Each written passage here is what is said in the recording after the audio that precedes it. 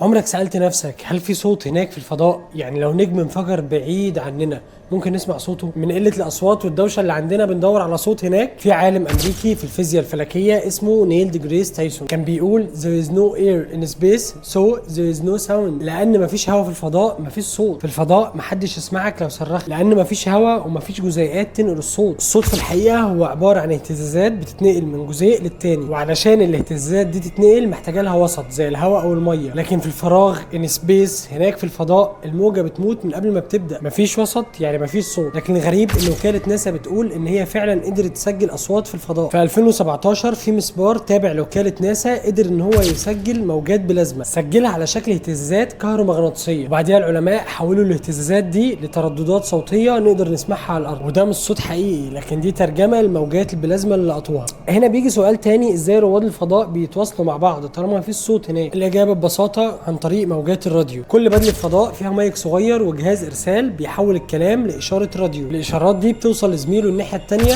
وبيسمعها عن طريق سماعة اللي بتحول اشارة الراديو لكلام مسموع من تاني. يعني اللي بيتنقل مش الصوت نفسه، هي البيانات او النسخة الرقمية، زي ما بتبعت لحد فويس على الواتساب. الموضوع زيه بالظبط. وده المعنى الحقيقي للفضاء، مكان صامت جدا لكن التواصل فيه ما بيوقفش. وده يمكن بيعلمنا حاجة بسيطة، مش لازم الصوت يوصل عشان الرسالة تتفهم، لان اوقات الصمت نفسه بيحكي اكتر بكتير من الكلام. خربش على الكلام.